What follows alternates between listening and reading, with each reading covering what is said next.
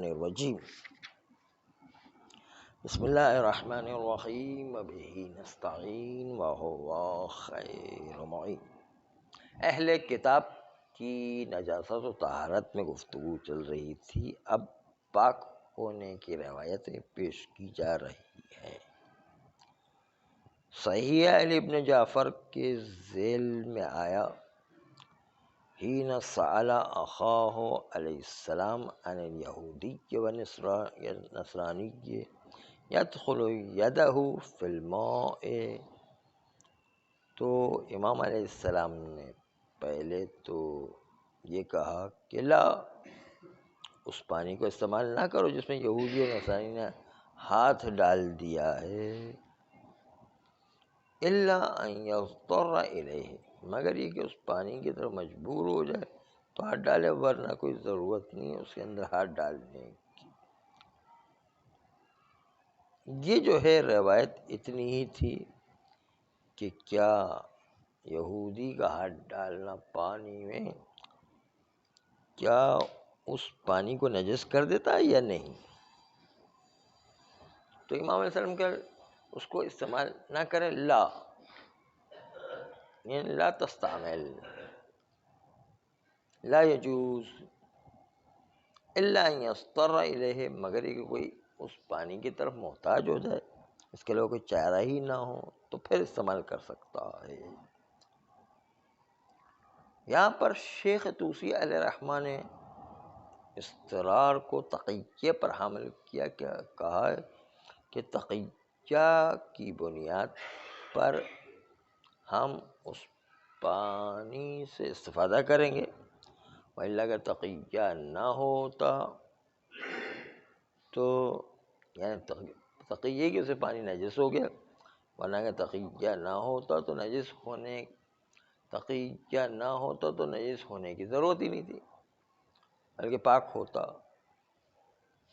بس یہاں پر روایت کو اضطرار کے اندر تقیہ پر شیخ طوسی علیہ الرحمہ نے حامل کیا، یہ بھی بعید ہے، اس لیے کہ جب یہودی کی سے نجس ہو جائے تو اضطراری حالت ہو یا اختیاری حالت ہو، دونوں صورتوں میں استعمال کرنے کی اجازت نہیں ہوا کرتی ہے، تو تیمم سے کام چلانا چاہیے۔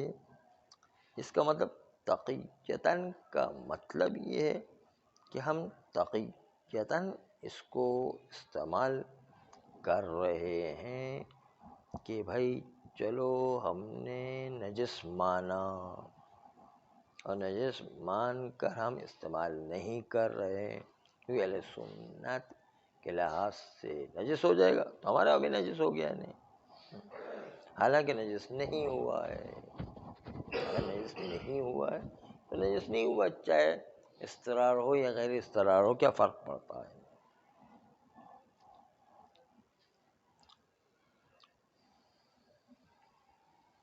اضطرار کا مطلب یہ ہے کہ کوئی اور پانی نہ مل رہا ہو تو استعمال کریں۔ ہم کہتے ہیں وہاں پر تقیہ کی ضرورت نہیں، وہاں پر جو ہے اس کو چھوڑ کر تیمم کر کے نماز پڑھ سکتے، تقیہ کی کیا ضرورت ہے۔ اس لیے شیخ طوسی پر اشکال یہی تھا کہ تقیہ کی کیا ضرورت ہے یہاں پر، اس لیے کہ حالت وجدان ماں، اختیار ماں اور حالت اضطرار ماں، دونوں صورتوں کے اندر جو ہے پانی اگر نجس ہے تو استعمال کرنے کی اجازت ہے، اگر نجس نہیں تو استعمال کرنے کی اجازت ہے۔ بس اگر اجازت دی ہے اس کا مطلب نجس بالکل نجس نہیں ہوا تھا، بلکہ بہتر تھا کہ بچو، یعنی اس کا مطلب یہ نکلتا بالکل نجس نہیں ہوا تھا بلکہ بہتر تھا کہ اس کو بچو۔ بس اہل کتاب سے ہاتھ لگانے کے باوجود اضطراری حالت میں اس کو استعمال کرے، یعنی اس سے بچو، ظاہری لحاظ سے بچنا بہتر ہے، اور اگر ہاتھ لگ بھی جائے تو مکروہ ہونے کے لحاظ سے اچھا نہیں ہے، یہ مطلب نکلتا ہے۔ یہاں تک پہنچنے کے بعد آخوئی کہتے ہیں ہم نے آپ کے سامنے طہارت کی روایت بھی مکمل پیش کر دی، جو سند کے لحاظ سے اس میں سے کچھ بالکل تام روایت تھی، سند کے لحاظ سے مکمل روایت ہے، اور دلالت کے لحاظ سے بھی صریح روایت تھی کہ جو پاکیزگی پر دلالت کرتی ہے، جیسے موثقہ سعید اعرج، حسنہ سعید اعرج جو پاکیزگی پر دلالت کرتی ہے۔ لیکن مقتضی جمع عرفی کو لیں تو ایک طرف نجاست والی روایت وہ بھی مکمل ہے، اور دوسری طرف طہارت والی روایت ہے وہ بھی مکمل ہے، دونوں میں ٹکراؤ ہو جاتا۔ ٹکراؤ کا اصول کیا ہے؟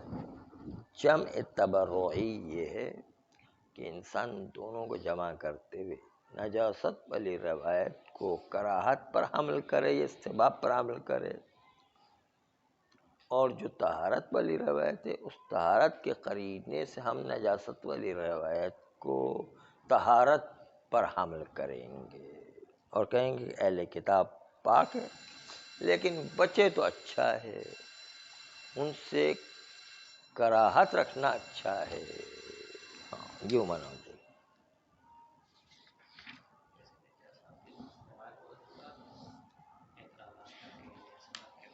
ہاں لیکن وہاں کچھ روایت کا نا کوئی آخر میں ایک جملہ کا یہ روایات ہوتی، دوسری کوئی چیز نہ ہوتی تو ہم اہل کتاب کو نجس قرار دیتے۔ یہ اتنی ان میں کچھ روایتیں ایسی ہیں جو دلالت کر رہی ہیں، جو آخر میں جملہ کہا تھا۔ ہاں لیکن کہتے ہیں بالکل سند بھی مکمل ہے، دلالت بھی مکمل ہے بعض روایت اس کی۔ اگر ہمارے پاس یہی روایت ہوتی تو ہم نجاست کا فتویٰ دیتے ہیں، لیکن چونکہ طہارت کی روایت اس کے مقابلے میں بالکل برابر کی روایت اس کے سامنے آ رہی ہے تو مسئلہ بن جاتا ہے کہ وہ بھی بالکل صریح طور پر دلالت کر رہی ہے، اس کی سند بھی بالکل صحیح ہے، تو اب کیا کریں؟ کہتے ہیں اس کا جمع تبرعی تو یہ ہے کہ انسان جو ہے نجاست والی روایت کو طہارت پر حمل کرے اور نجاست والی روایت کو کراہت یا استحباب پر حمل کرے، کہ مکروہ ہے استعمال کرنا اہل کتاب کا، مکروہ کے علاوہ ان سے بچنا مستحب ہے، بچنا مستحب ہے، اور ان کے مال کو استعمال کرنا مکروہ ہے۔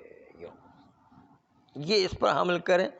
جمع تبرعی جو فقہا کے نزدیک سب کے نزدیک رائج ہے،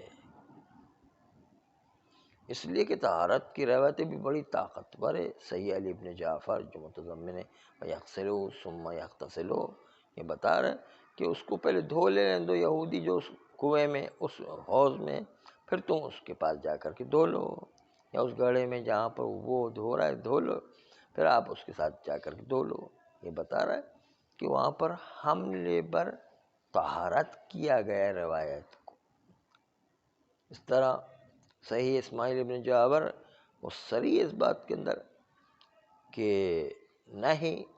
نہی تنزیہی ہے، نہی شرعی نہیں ہے، حرام نہیں ہے، بلکہ پاکیزہ رہنے کے لیے اس سے بچو خالی، بس طہارت پر صراحتاً دلالت کرتی ہے۔ اس کے نتیجے میں ہم رفع ید ظاہر روایت اول سے کریں گے، ثانیہ کی صراحت کی وجہ سے، اور اس پر فقہا کا طریقہ کار بھی عادتاً رائج ہے کہ جب طہارت و نجاست میں ٹکراؤ ہو جائے تو نجاست کو حملے بر کراہت انجام دیا جاتا ہے، جیسے وجوب اور مباح کے درمیان امر دائر ہو جائے تو وجوب کو حملے بر استحباب کرتے ہیں، یا حرمت و جواز جمع ہو جائے تو حرمت کو حملے بر کراہت کرتے ہیں۔ تو یہ حملے بر کراہت ہوگی کہ یہودی، نصرانی اور اہل مجوس جو ہے ان کا استعمال شدہ پانی کھانا اور دوسری چیزیں مکروہ ہیں اور طہارت کے عنوان سے جائز ہے۔ اسی لیے صاحب مدارک اور آغاز سبزواری قدس سرہما جاتے ہیں اس مطلب کی طرف کہ یہ اہل کتاب تو پاک ہیں. اس طرح آغا سیستانی آغا مرحوم محسن الحکیم طباطبائی یہ دونوں یہ کہہ رہے ہیں کہ پاک ہے. اس طرح آغا سبزواری اور صاحب مدارک بھی کہتے پاک ہے. اور ان دونوں نے صاحب مدارک و سبزواری نے نجاست والی روایت کو کراہت و استحباب تنزہ پر عمل کی. تنزہ نے اپنے آپ کو پاکیزہ رکھنے کے لیے اس یہودی اور نصرانی کے نجاست سے بچیں. یہ نجاست نہیں بلکہ یوں کہیں کہ اس کی برائی سے بچنے کی کوشش کریں. لیکن معظم اصحاب اس بات کی طرف جاتے ہیں کہ اس جمع پر راضی نہیں ہے. جو جمع ابھی جمع تبرعی بتایا کہ نجاست والی روایت کو کراہت کے استحباب پر حمل کریں، اس پر فقہاء اعظام معظم افراد راضی نہیں ہیں. تو وہ کس بات پر راضی ہیں؟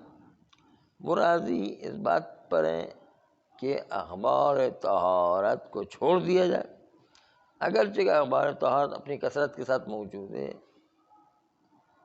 اور ساتھ ساتھ عمل کرتے ہیں اس بات کے اوپر کہ دوسرا طبقہ جو ہے طہارت والی روایت اسی کو لیں گے اور ان کے نزدیک وہ بالکل صحیح ہے.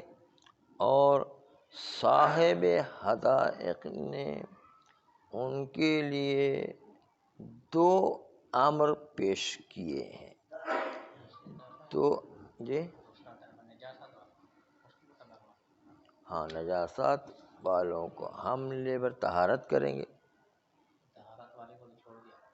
طہارت والے کو لے لیا اخبار طہارت، یعنی وہ جمع کرنے پر راضی نہ ہوں تو پھر اخبار طہارت کو چھوڑنا پڑے گا. لیکن جو لوگ جمع کر رہے ہیں ان کے نزدیک صحیح ہے.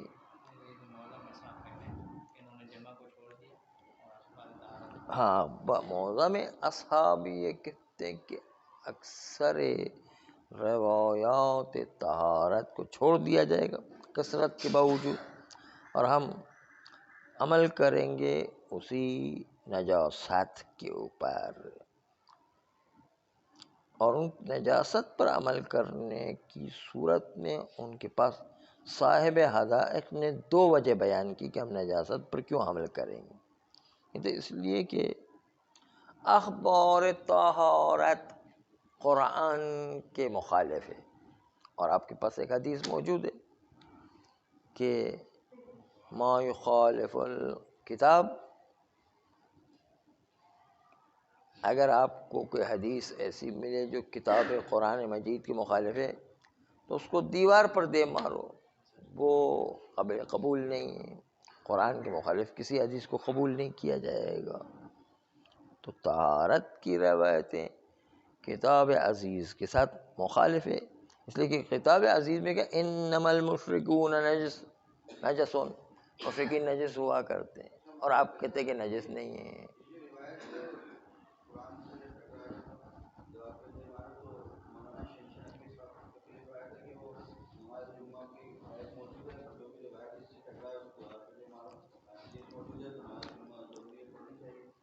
وہ جو ہے ان کا استدلال جو ہے خالی اتنا ہی نہیں ہے، وہ بہت چھوٹے پیمانے پر عوامی استدلال کر رہے ہیں جسے عام لوگ کرتے ہیں. عام لوگ کیا استدلال کرتے ہیں کہ بھائی عورت کو چہرہ ڈھانپنا چاہیے. یہ عام لوگوں کا استدلال ہے، اس لیے کہ اصل جو ہے عورت کا پردہ تو چہرہ ہی ہوتا ہے. نہیں، یہ عام لوگوں کا استدلال ہے. تو دوسرا کہتا ہے عوامی استدلال والا کہ بھائی عوام اگر چہرہ ڈھانکنا اتنا ہی ضروری تھا تو حج کے موسم میں چہرہ ڈھانکنا حرام کیوں قرار دیا عورت کے؟ عورت کے لیے کہا چہرہ ڈھانکے تو اس کے اوپر کفارہ آ جائے گا. نہیں، اگر جو ہے چہرہ ڈھانکنا نہیں لازم تھا، عورت کو حج کے اندر جو ہے چہرہ کھولنا واجب ہے وہاں پر. چہرہ ڈھانکنا حرام ہے اس کے لیے. وہاں پر تو ایسا مسئلہ ہے نہیں. اگر چہرہ ہی اگر حجاب تھا وہاں پر چہرہ ڈھانپنے کو کیوں کہا ہے؟ اسی لیے آپ نے دیکھا وہ جو حج کے اندر بہت نقاب کی پابند عورتیں ہوتی نا، وہ جو ہے پہلے یوں ٹوپی، ایسی ٹوپی بناتی یوں، تاکہ وہ نقاب کا کپڑا جو ہے وہ چہرے سے نہ ٹکرائے نہیں کسی طرح، کیونکہ وہ نقاب جو ہے اس کے چہرے کے اوپر ٹکرا جائے تو وہ آرام ہو جاتا ہے. اصلا حج میں تو یہ مسئلہ ہے نہیں، بالکل چہرہ کھلا کرنا واجب ہے اس کے لیے. وہاں پر حج میں تو یہ مسئلہ ہے نہیں، تو پھر وہاں پر کیوں نہیں؟ تو یہ عوامی استدلالات ہوا کرتے ہیں. جیسے جو ہے سید جواد نقوی صاحب نے عصا آدم ربہ، حضرت آدم نے معصیت کی اپنے پروردگار کی، بس اس کا مطلب آدم نبی ہو کر کے معصیت کریں، اس کا مطلب نبی کا معصوم ہونا کوئی ضروری نہیں. یہ استدلال جو آغا سید جواد نقوی نے بھی کیا ہے. ایسے استدلالات تو بہت آتے رہتے، یہ بچے گانا استدلال ہے.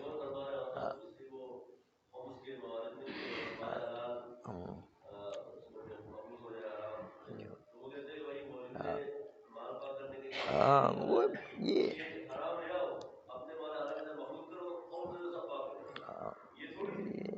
جو ہے بچپنے والی بات ہے، بچے لوگوں کا استدلال ہے، یہ کوئی استدلال ہے نہیں. ایسی جو ہے باتیں جو ہے وہ عوام کے سامنے پیش کرنا.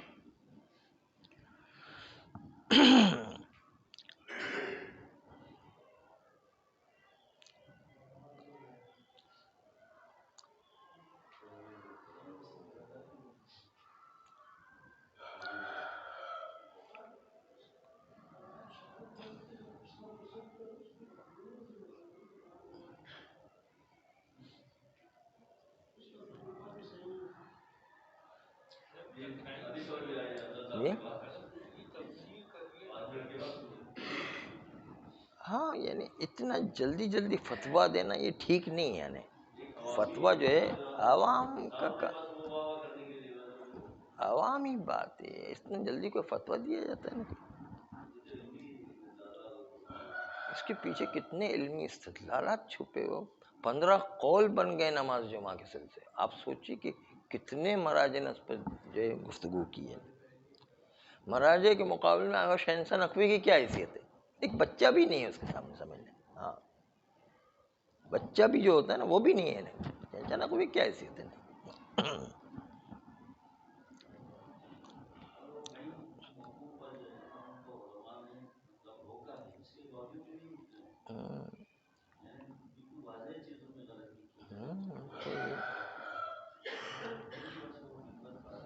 لو کوئی اور مصلحت ہوگی، کوئی اور وجہ ہوگی، کوئی بات پیش کرنا ہوگی، ایک الگ بات ہے، لیکن یہ فتویٰ دینا وہ ٹھیک نہیں ہے. بہرحال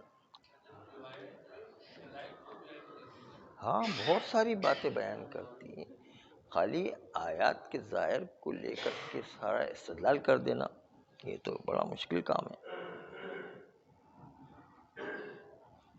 اس لیے کہتے ہیں روایات کی تطبیق اور یہ جو ہے آیات کی تطبیق کوئی آسان کام نہیں ہے. بہت سوچ سمجھ کے بعد فتویٰ خاص طور پر دیتے ہو بہت احتیاط کی ضرورت ہے. اس لیے جو ہے یہاں پر صاحب حدائق نے صاحب مدارک آغا سبزواری سے تعجب کیا کہ انہوں نے کیسے جو ہے وہ طہارت والی بات پیش کی ہے اور کہا ہے، اور بڑے شدید طریقے کا حملہ کیا صاحب حدائق نے صاحب مدارک و سبزواری پر، اور کہا ہے کہ یہ کون سی بات یہ لے کر آ گئے جس میں انہوں نے طہارت پر حمل کیا ہے، اور یہ گویا کہ انہوں نے ائمہ معصومین کے کہنے پر عمل نہیں کیا ہے. لیکن تفصیل ہے ان کے جملے کی، وہ انشاءاللہ کل عرض کریں گے. صلی اللہ